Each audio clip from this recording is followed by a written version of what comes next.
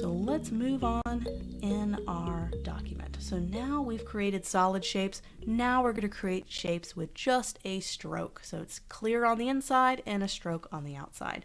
So we're going to just take our ellipse tool, and what we're going to do is we're going to remember to create a new layer, and we're going to type this stroke circle. And we're going to say solid because this is going to be a solid stroke. And I want this to be a perfect circle, so I'm going to hold down the Shift key, click and drag, and I'm going to be able to get a perfectly dimensional circle. I want to reduce the opacity so I can kind of make sure I match this stroke. And I'm going to go ahead and move this. Just get the move tool, move it over. So now what I want to do is I want to be able to make this is a solid fill. I want to turn it into a stroke.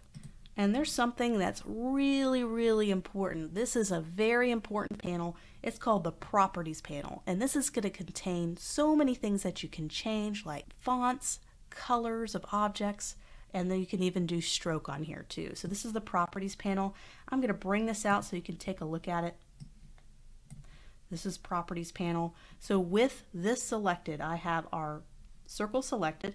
I'm going to go down here to there's a Appearance panel within this Properties panel, and it's going to have a fill, which is going to change the color of our fill, and also a stroke, which is going to add a little bit of a stroke. So let's say I add a blue stroke, and there's a stroke. So let me change the width or thickness of the stroke, just like that. And we'll do this again in Adobe Illustrator and the next software. This is kind of repeatable stuff, so don't feel worried if you're not getting all this. We're going to repeat it over and over and over again. So now let's say, okay, so let me go ahead and make this 100%, just in my layers panel, just making this 100% opacity. So here we are. I want to punch that orange stuff out. I want that to be clear. I just want to see the stroke. So what we're going to do is we're going to go to our fill, which is this orange color or whatever color I want to make it.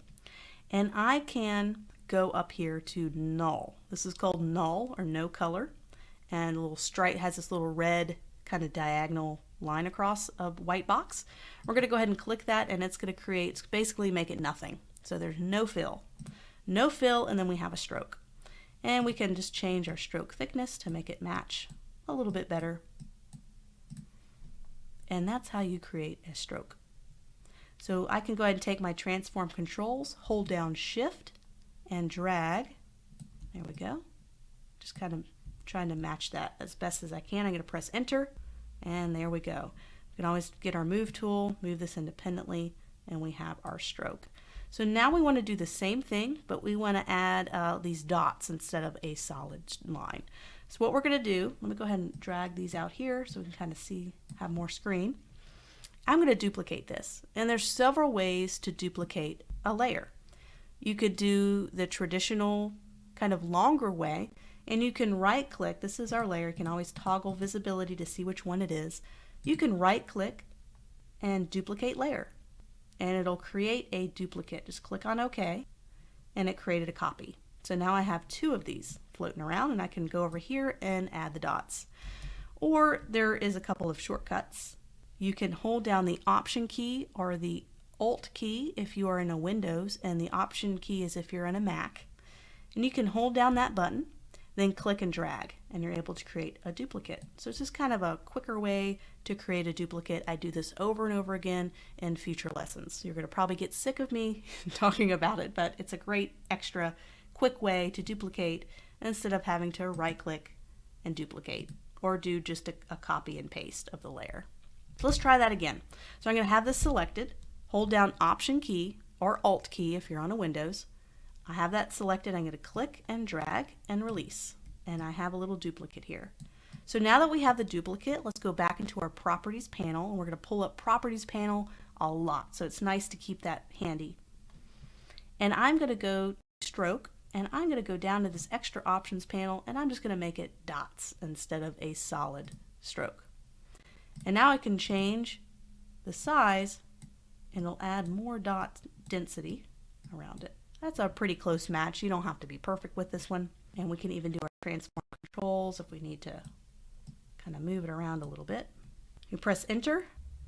Let's move on. Let's go down here to the scaling shapes and using rounded corners.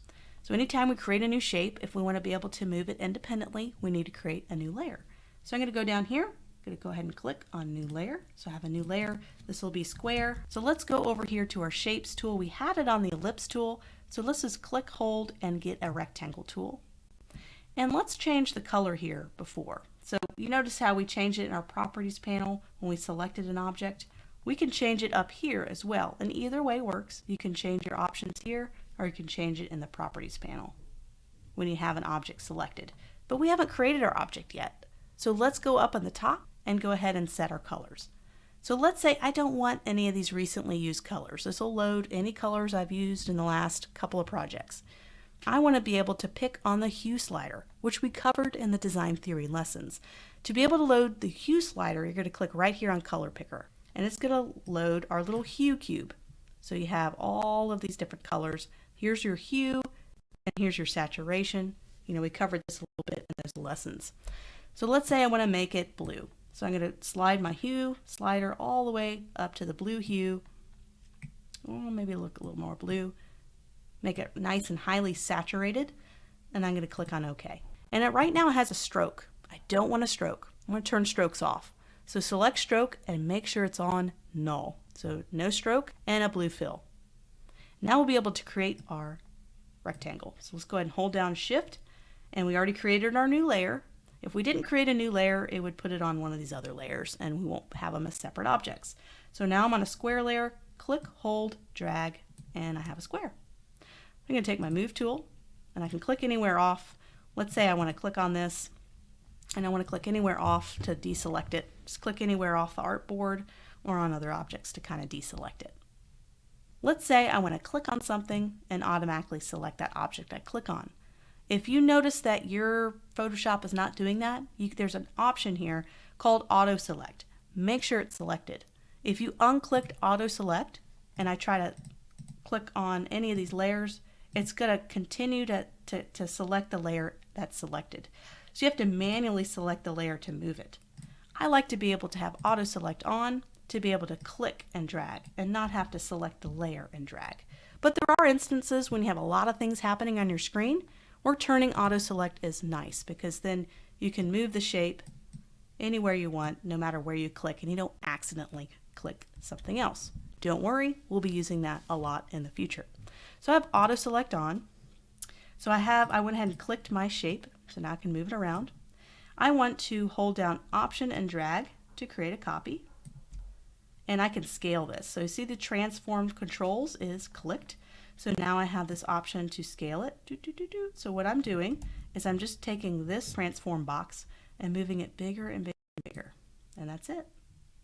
I can select my move tool. I can deselect. And I can select it again if I want. And I'll hold down Option and drag. Or I can do it the long way.